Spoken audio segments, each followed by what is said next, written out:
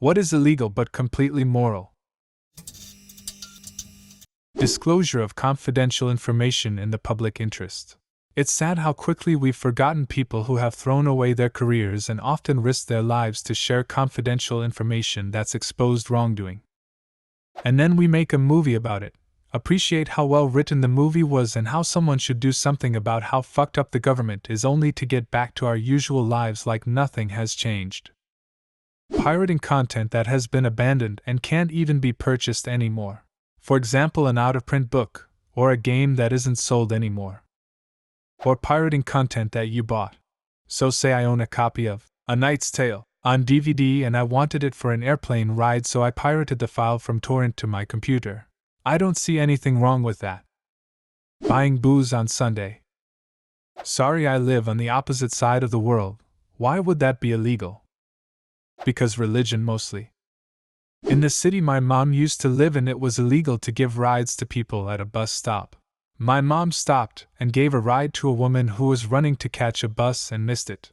The police pulled her over and told her it was illegal because people were using their cars to undercut the city buses.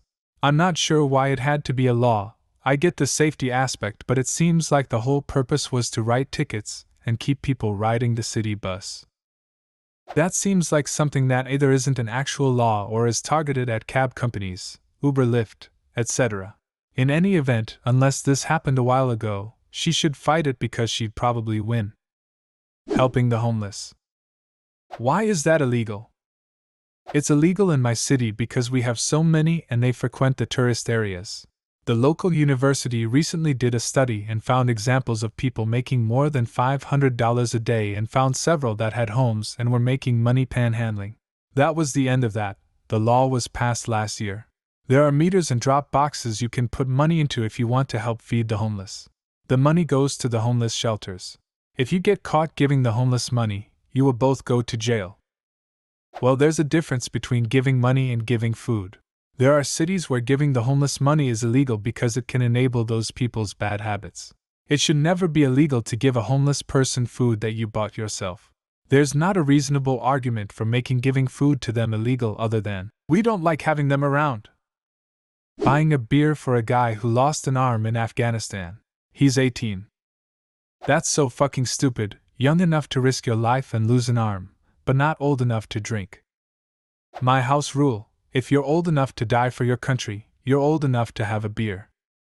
Distilling your own alcohol, without a permit. I can grow all the stuff myself, legally. I can make booze up to a certain strength, legally. But I can't legally heat it up and let it cool down in order to improve the flavor and alcohol content, even if my only goal is to drink it myself, unless someone tells me it's okay. I'm not saying I want to make my own bathtub moonshine, but using solar energy for free. Spain is different. It's illegal to use solar energy in Spain? Nah, it's not. But let's say you buy panels and use them. You have to pay for the electricity that they produce. No free sun in Spain. Cannabis. At this point, most people understand that prohibition does not work. Wild camping in England. There is nothing wrong with it, and people do it all the time. Best part about public land in USA. If you're on national forest land, you can camp pretty much wherever you want. There are rules that need to be followed, sure, but there are so many places you can camp for free. What's wild camping, and how does it differ from normal camping? Is it like camping with lots of drugs and alcohol and stuff? Wild camping is when you just camp anywhere you want in the wild, but normal camping is when you go to a campsite and set your tent up there but costs money. Some schools have a policy where if you and your friend are both drunk, and one of you needs medical attention, the other can call for help without getting in trouble through school policies, like underage drinking, etc. However, on the opposite side, if the school doesn't have this rule, if you turn your friend in to get medical attention, you can also get in trouble via school policies. This causes a couple people to think twice before helping your friend, which is completely ludicrous. Good Samaritan law. In my state, this applied even to users of hard drugs. Calling emergency grants immunity. It's actually prevented a lot of death by overdose here. When we were younger, my friends were having a party. One friend got drunk and ran off into the woods saying he was going to kill himself. He'd been having a hard time lately. My friends were really worried about him, and so they called the cops, hoping they would help. Instead of helping search for our potentially suicidal friend, they spent the whole time harassing everyone for underage drinking, not actually illegal on private property in our county, and trying to get into the house so they could search for pot. There wasn't any. Meanwhile, they totally ignored the reason they were called. I'd definitely hesitate to call the police for help after that. In many countries, euthanasia. Sure, there are steps that would need to be taken to ensure it wasn't abused. But can you seriously tell me it's ethical to force someone to endure an unavoidable, long, agonizing death rather than just anesthetize them and administer a lethal injection that would be far less traumatic for all involved? It's always baffled me that we will make the compassionate choice for our pets, but deny that same compassion to a fellow human.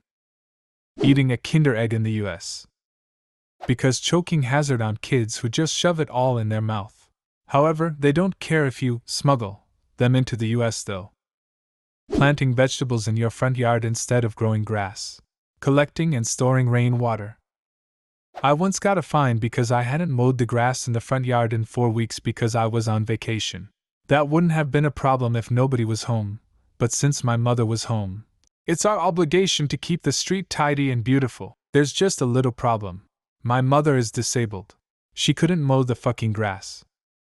I'm fighting a disabled parking ticket that I got because my apartment complex without notification put up a disabled sign a few weeks ago in a parking spot that has been open to all for the last 5 years. Didn't paint the curb, no giant disabled paint square on the asphalt. The sign is 6 feet from the parking spot near a tree so it doesn't stand out, and the lights are out at night because they haven't replaced the nearby light pole bulbs. And the tenant who forced the management to install it called parking enforcement on me at 2 a.m. Could have left a note, or asked the management to make it actually fucking visible and send notification out to the tenants. I'm waiting for the electronic claim I made to get seen. $400. Giving and or receiving oral sex is illegal in 18 states still, including the one I live in. Love breaking this law as often as possible. Pirating games which can't be bought legally anymore. Collecting rainwater. Where is that illegal?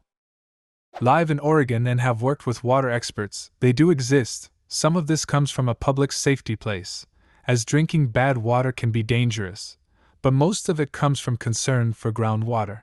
I live just outside of a very populated area. My city is about 30,000, so we're pretty small, and we still have wells in our city water supply.